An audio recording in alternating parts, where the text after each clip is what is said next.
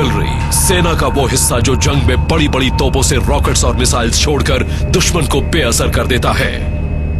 इन artillery guns के ज्यादातर processes automated होते हैं। जहां आम हथियारों से लंबी दूरी पर निशाना लगाना मुमकिन नहीं होता, वहां ये artillery weapon systems indirect firing द्वारा लंबी दूरी तक जमीनी हमला कर सकते हैं।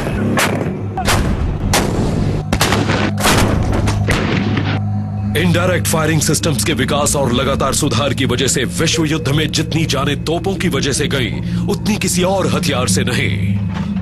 Artillery is the god of war. It is a battle winning factor in any battle. जंग के मैदान में इन्फेंट्री और दूसरे कॉम्बैट यूनिट से बहुत पहले आर्टिलरी हरकत में आ जाती है। ये तोपें दुश्मन के इलाके में भारी बमबारी करके उन्हें कमजोर कर देती हैं। आमतौर पर आर्टिलरी को तैनात होने के लिए ज्यादा समय नहीं मिल पाता, इसलिए सही वक्त पर तैनात होना ही हार या जीत का फैसला करता है।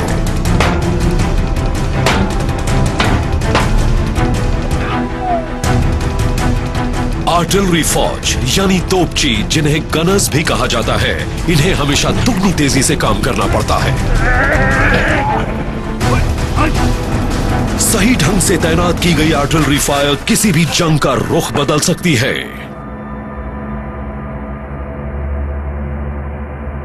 Engage target over.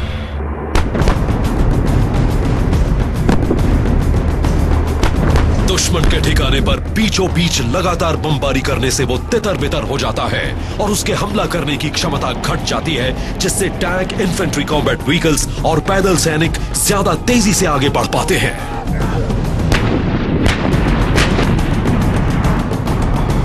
The enemy potential is degraded to that extent that the willpower of the enemy is not there to fight.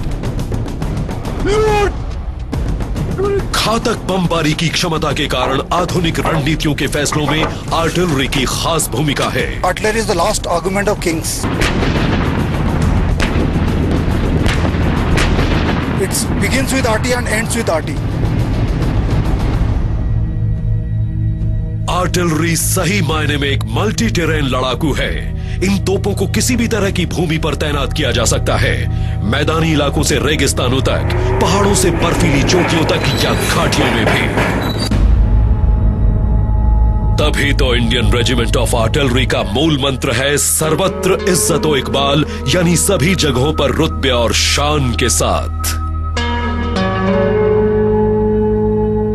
बर्फ से जमा सियाचिन का जंगी मैदान उन तोपचियों के साहस का गवाह है, जिन्होंने कम ऑक्सीजन में भी हर तरह की चुनौतियों का सामना किया।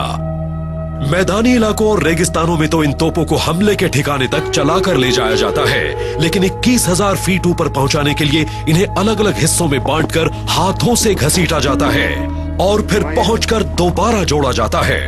ये तोपें दुश्मन की बोलती बंद करने के लिए और इन बर्फीली सरहदों की रक्षा करने वाले सिपाहियों की मदद करने के लिए सदा वचनबद्ध हैं। The temperature is from -50 to +5. That is in winters. Apart from that, you have got avalanches, crevasses, then chill plains, the variety of diseases that people face here. अपने इलाके पर पकड़ बनाए रखने के पैदल सैनिकों के मकसद को पूरा करने के लिए एक तोपची बमबारी की मदद लेने के लिए सदा वचनबद्ध है। आर्टिलरी ऑब्जर्वेशन पोस्ट पर सैनिक लगातार पहरेदारी करते हैं ताकि दुश्मन की जरा सी भी आहट मिलते ही तोपों को हरकत में लाया जाए और दुश्मन जहां है वहीं दफन कर दिया जाए। आर्टिलरी की रेजिमेंट भारतीय सेना की उस मुहिम को साकार करती है जिसमें विनाशकारी बमबारी से कम समय और बिना जाने गंवाए जंग को अंजाम दिया जाता है।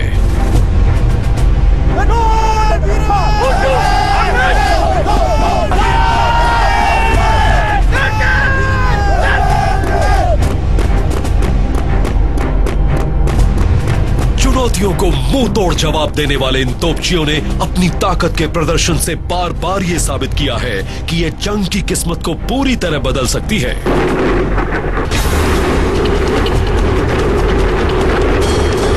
आग के गोले बरसाकर इन तोपों ने भारत पर आए आज तक के सभी खतरों का डट कर मुकाबला किया है। 1999 Kargil war. It is the war was fought and won by both infantry and artillery. Kargil युद्ध ने आधुनिक रणनीतियों में आर्टिलरी के अति महत्वपूर्ण योगदान को उजागर किया और उसकी भूमिका को एक नई दिशा दी। हर रोज करीब 300 बंदूकों, मोर्टर्स और MBRL से करीब 5000 आर्टिलरी शेल्स, मोर्टर बम और रॉकेट्स छोड़े जाते थे। दूसरे विश्व युद्ध के बाद इस पैमाने पर गोलीबारी कभी नहीं हुई थी।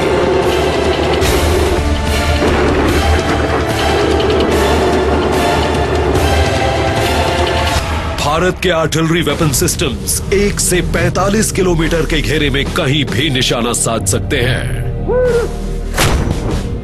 105 mm की इंडियन फील्ड गन्स भारतीय आर्टिलरी की अव्वल दर्जे की तोपें हैं। ये एक ही जगह से 17 किलोमीटर दूर तक के टारगेट पर निशाना लगा सकती हैं।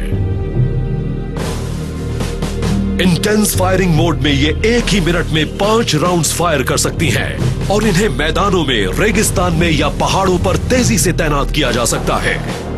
130 mm टोड फील्ड गन रूसी मूल की तोप है जिसकी पहुंच 27 किलोमीटर से कुछ ज्यादा है। 52 कैलिबर लेंथ की ये तोप काफी लंबी दूरी तक रॉकेट्स फेंक सकती है।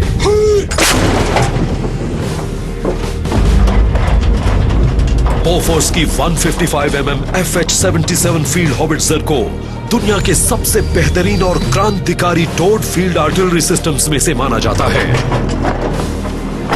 इसमें एक ऑक्सिलरी पावर यूनिट लगा हुआ है जो इसे सेल्फ प्रोपेल्ड बनाता है।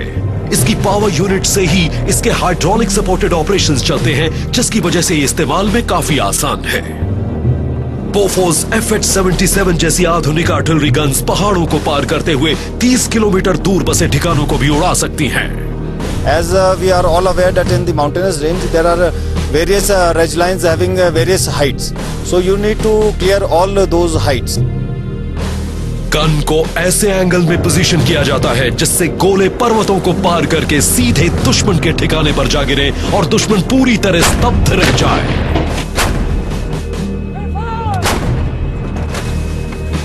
इसे 5 सदस्यों का एक दल चलाता है। The main people who are required is the number 1, who basically controls the fire of the gun and takes the orders from the command post and acknowledges them and further implements them onto the gun. The number 2 is handles the crane. The number 3 is known as the layer, who lays the gun and whenever the data is received from the command post, he computes it and lays it accurately. The number 4 is there to load the charge bags. The number 5 is there to prepare the ammunition. इन तोपों को दुश्मन से दूर ऐसी जगह तैनात किया जाता है जहां से दुश्मन दूर होने के बावजूद खुद को इनकी पहुंच से बचा नहीं We are सकता। talking about firing at ranges at 20 kilometers, 30 kilometers and even beyond. This range cannot be seen from the gun end. So you need someone who can see the target end. सटीक निशाना लगाने के लिए दुश्मन के ठिकाने की सही पोजीशन की जानकारी होना बहुत जरूरी है।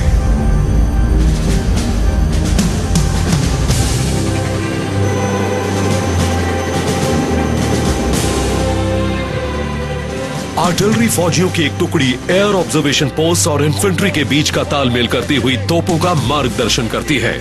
दुश्मन के ठिकाने का पता चलते ही आर्टिलरी ऑब्जर्वेशन पोस्ट ऑफिसर उनकी सही लोकेशन की जानकारी फील्ड गन यूनिट्स को देता है। फिर ट्रिग्नोमेट्री की मदद से तोपों के मोर्चे और लक्ष्य के बीच की दूरी और दिशा की कैलकुलेशन की जाती है। यह ऑब्जर्वेशन पोस्ट तोपों से कई किलोमीटर दूर हो सकता है। 1 round gunfire. Battery target. Number 1 throw. और इस तरफ ठिकाने के सही कोऑर्डिनेट्स मिलते ही गन पोजीशन ऑफिसर तोपों को निशाने पर सेट कर देता है। 572. Charge white 4. Elevation 0264. फायरिंग का ऑर्डर मिलते ही तोपची गोलों को छोड़ना शुरू कर देता है। Fire by order. Fire by order. Fire by order. Number 1 throw. Number 1 fire. Number 1 fire.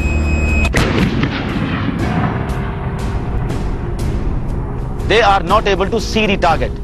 It is the observation post officers assisted by a wide variety of surveillance devices who see the fire and direct the fire wherever they require. We have a saying in artillery, guns never lie.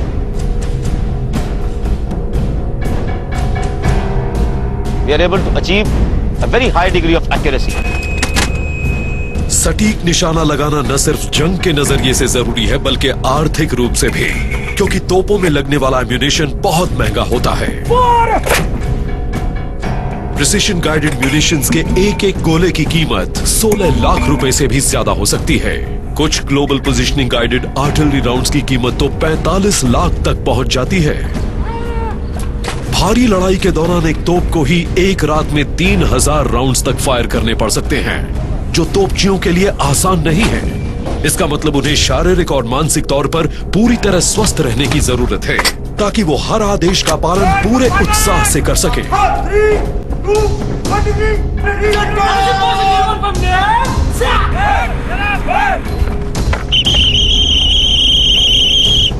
अगर दुश्मन को तोपों के ठिकानों का पता चल जाता है तो नियम के मुताबिक तोपचियों को झुककर अपनी रक्षा तो करनी ही है, लेकिन हालात बेकाबू होने से पहले तोपों को भी एक सुरक्षित स्थान पर ले जाना है। आखिर तोपों के बगैर एक तोपची तो कुछ भी नहीं। We've got an alternate position wherein which is already prepared.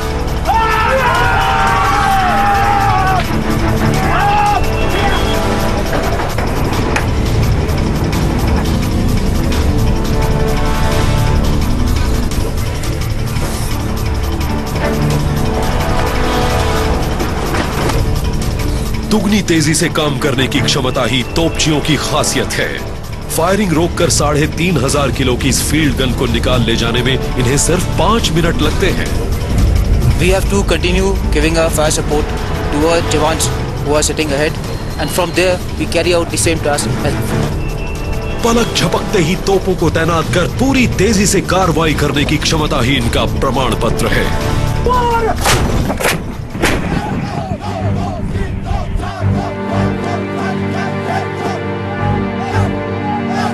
अपनी हर चाल में बिजली जैसी फुर्ती ही एक अच्छे गनर की पहचान है। एक तोपची के लिए इससे बड़े गर्व की बात कोई नहीं कि फायर करने का सबसे पहला मौका उसे मिले।